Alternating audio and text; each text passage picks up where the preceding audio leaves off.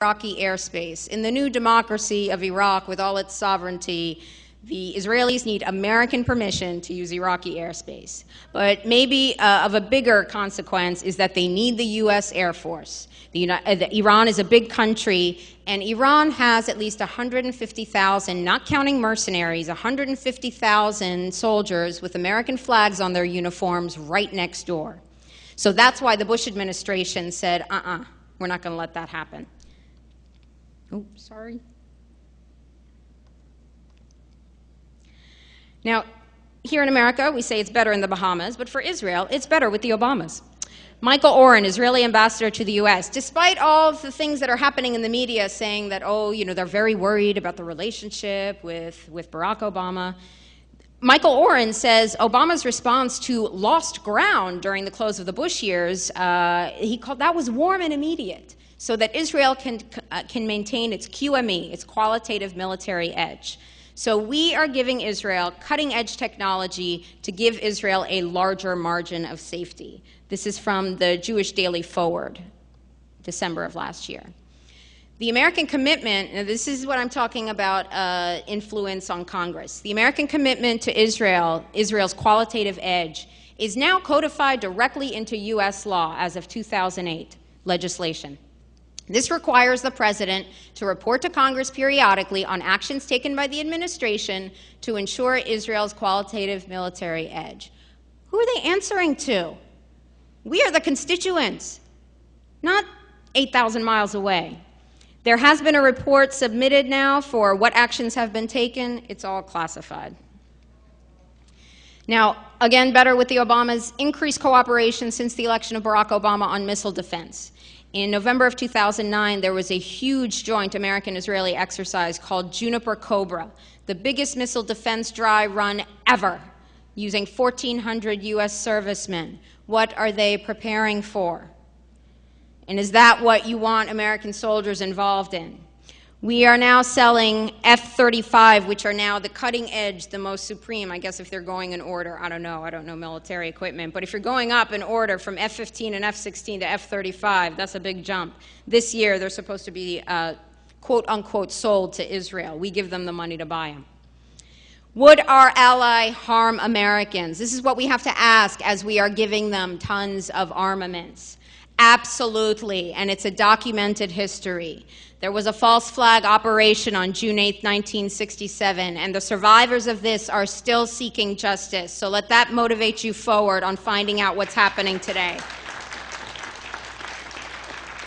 Again, I can only touch on it. There's a very good BBC documentary called Dead in the Water. I can send you the link. That is, the Israelis attacked the U.S. Navy and Marines. I'm sorry, I forgot the numbers, killing 34 and wounding over 100 more. In 1983, when the Marines were deployed to Lebanon as a peacekeeping force, that the Marines said that the Israelis were systematically harassing them, trying to incorporate them into their own policy, which would then pit Israel's opponents against the United States.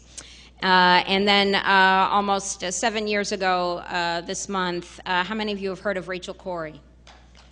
Great. Well, I'm happy to bring the story to people today, and I'll just touch on it briefly. In 2003, Rachel was a 23-year-old college student from Olympia, Washington, motivated by the attacks on September 11th to expand her world, see what was happening outside her comfort zone. And in 2003, she went to Gaza with the International Solidarity Movement to practice civil disobedience to enforce international law. So on March 16, 2003, she stood in front of bulldozers that were trying to demolish the house of a Palestinian pharmacist behind her, which is in violation of international law. In the 3.5-hour standoff, she succeeded in deterring the first bulldozer, but a second one came, crushed her, kept the blade down, and backed up over her. Now, this happened on March 16, 2003. 3 days later, shock and awe started, and Rachel's story was buried in the dirt, as she was as well. As we speak, her parents have finally gotten the civil case to trial. Cindy and Craig Corrie are in Israel now, and they're fighting with the civil case. She's another American murdered by American foreign policy. So total direct U.S. aid to Israel starting from 1949 now totals in today's U.S. dollar over $113 billion. Israel is the largest total recipient of aid since World War II, and we've just signed recently another agreement that will continue this for another $30 billion for another 10 years. Now, what's exclusive about Israel is, like, we don't even give it, like, you know, that's a lot. They're the biggest recipient. But we also say, hey, here it is, in cash, at the beginning of every fiscal year. No accounting required. We don't do that with anybody else.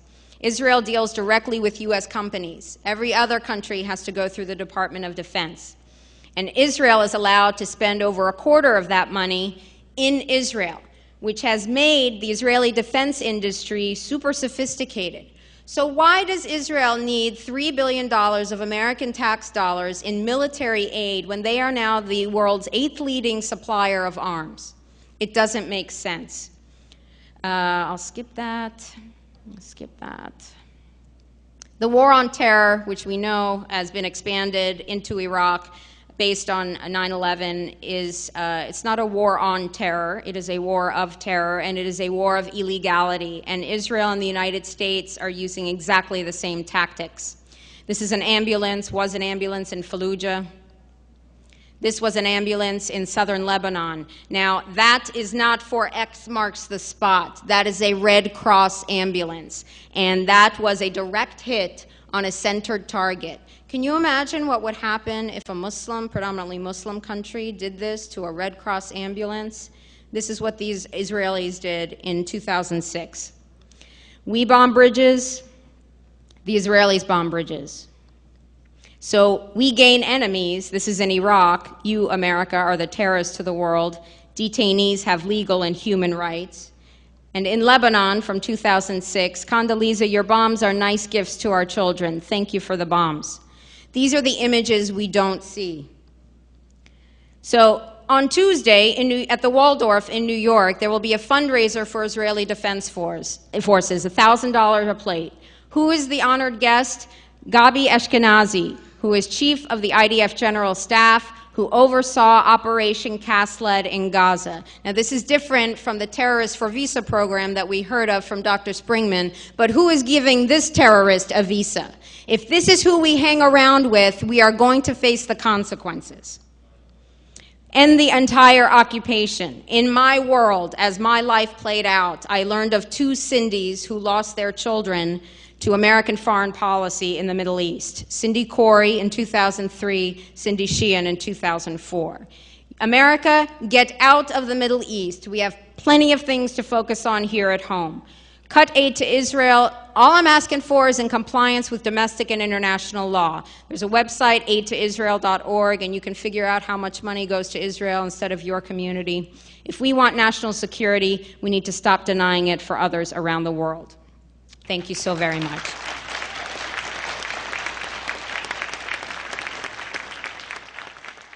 So the question is, if Israel attacks Iran, do they have the capacity to defend themselves?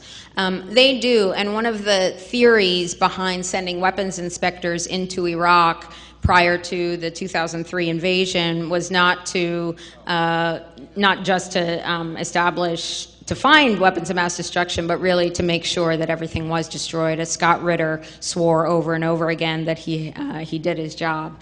I'm not that familiar with Iran, but I do know that they have not been under economic sanctions to the extent that Iraq was.